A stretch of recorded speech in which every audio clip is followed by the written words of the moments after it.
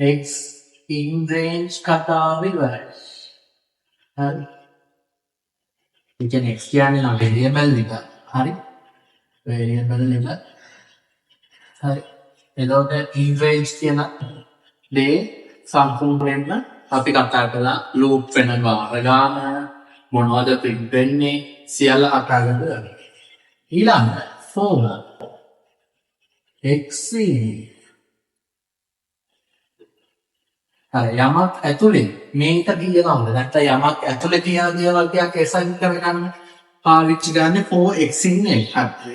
ඒක දැන් මේ කිව්වට තේරුම් නැතුනහට උදාහරණයක් කතා කරලා සම්පූර්ණයෙන්ම වැඩේ ඉවර කළාම for loop එක හරියට තේරෙන්නේ. ඔය දෙක තමයි for loop එකේ ඉගෙන ගන්නත් තියෙන්නේ. ඊට හරියක් නැහැ. හරි. ඊට හරියට පොඩ්ඩක් කියන්නේ. ඔය දෙක තමයි මේ for loop එකේ ඉගෙන ගන්න තියෙන්නේ. හරි. එන්න for loop එකේ දෙවෙනි කොටස. මම මෙහෙම ලිස්ට් එකක් කියනවා.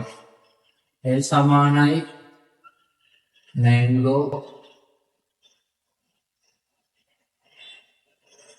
orange apple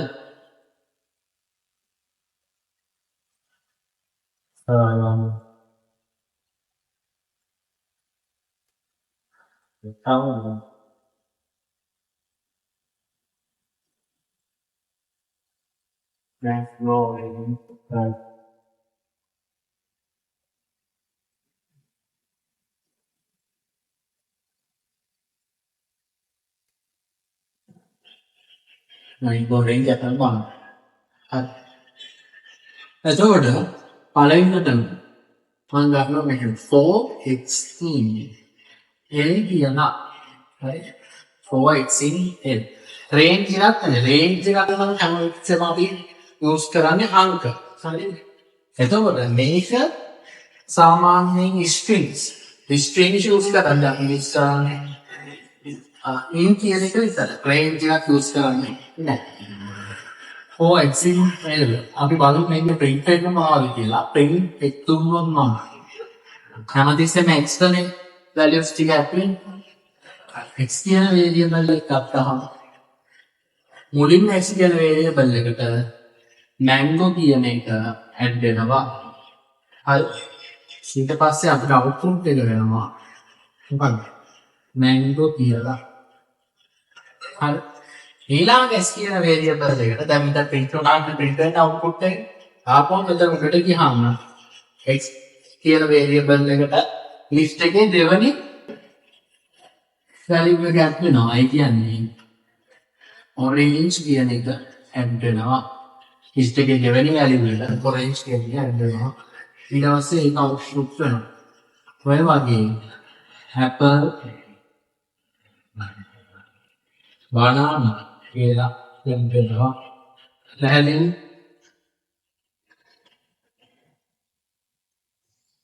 පැහැදිලිනේ for free පතන්දර රූපයි. අර කලින් automatically assign වුණේ numbers දැන් automatically assign වෙනවා list එකක් කරනවාම ඒක වෙන්නේ strings. හරි strings තමයි in use කරන්නේ. in range that number use කරන්නේ. හරි. මෙතන hi, my Australian. Australian got mom මෙතන 4x පිටම I.C.T කියලා තියෙනවා. අරන් print text දෙනවා. මේ list එකට දාන්න නැහැ. ඒක ඔක්කොම list එකට දාන්න. මේක විතරක් ගන්න. මේකක් කියලා දෙන්න ඕනේ. මෙහෙම string එකක් විතරක් ගන්න. 4x ආදාර ඕනෙම string එකක්. හරි. any string. clear? any string. එතන any string එකක් දාන්න. එතකොට output එක වෙන්නේ මුලින්ම x assign වෙන්නේ මොකක්ද? මුලින්ම x කියන variable එකේ computer හදා ගන්න ඕනේ x කියලා ගත්තා x කියලා variable එකක් ගන්නවා. මුලින්ම assign වෙන්නේ I කියන එක. ඊට පස්සේ ඒක print text වෙනවා කියන්නේ output වෙනවා. එකක් මේ interpreter එකේ output වෙනවා. ඊළඟට C ඊළඟ string assign string තනි string එකක් විතරක් තිබ්බොත් දැන් මේ විදිහට I.C.T කියලා print කරනවා. පැහැදිලි? මේකේ අර්ථයක් print වෙන්නේ කියලා ඔයගොල්ලෝ ඉංග්‍රීසි එකේ දන්නවා. මොකද මේක extra එක සැරයකට එක value එකයි assign වෙන්නේ. assign වෙච්ච ගමන් ඒක print කරනවා. ඊළඟ වටේදී තමයි extra link value එක assign වෙන්නේ. ඊට පස්සේ ඒක ආපහු print කරනවා. ඊළඟ වටේදී ළඟ value එක print කරනවා. ඒක assign කරනවා. ඒක print කරනවා. පැහැදිලි? ඔය විදිහට වට තුනකදී assign වෙන නිසා තමයි I.C.T කියලා යටට print වෙන්නේ. පැහැදිලි? normal එකට string එකක් තිබ්බොත් මෙහෙම list එකක් මේ වගේ ලියුවොත් ඒ list එකේ items ටික වරකට එක බැගින් assign වෙනවා. පැහැදිලිද? පොලුවේ basic වල assign වෙන්නේ ටික ඕක. හරි. එමු මෙතෙන් දැන්. ඊළඟට ෆෝල්ඩර් එක ඇතුලේ ෆෝල්ඩර් එකක් ගන්න කොහොමද කියලා දිගට ගමු. 4 දිගටම මෙහෙම list අර දැන් මෙහෙම අලුත list එකක් ගමු. ඒ සමානයි අර list එකේම මේ list එකේම item තුනක් විතර ගමු. triangle for English happen. හරි. triangle for English. ඊළඟ මම තව list එකක් ගන්නවා. K කියලා. B small. හරි. දැන් ඔම list එකක් මම ගන්නවා. ඊළඟට අරගෙන ඉවර වෙලා මම මෙතන දෙනවා 4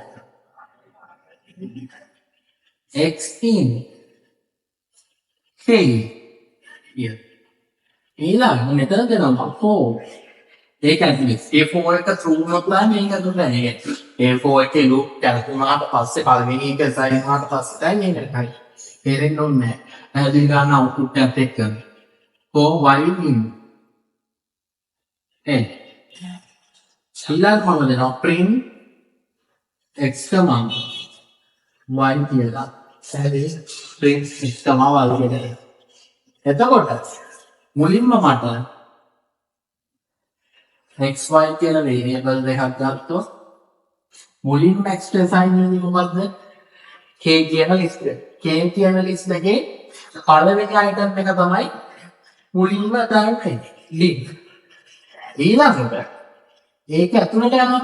ඊළඟට y කියන variable එකට y in l. ඒ කියන්නේ y ට assign වෙන්නේ mango කියලා.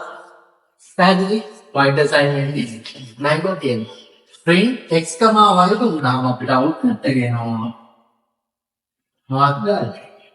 v mango කියලා. මේ කමාවක් දාන නිසා මෙතන පොඩි ස්පේස් එකකුත් වදිනවා. මොකද variables එකක් print වෙන්නේ. පැහැදිලි? variables එකක් print වෙන්නේ. print mango කියලා වෙන්නේ. දැන් මෙතන print වෙලා ඉවර වෙලා ආපහු යන්නේ මෙන්න මෙතෙන්ට. මෙතෙන්ට යන්නේ නැහැ.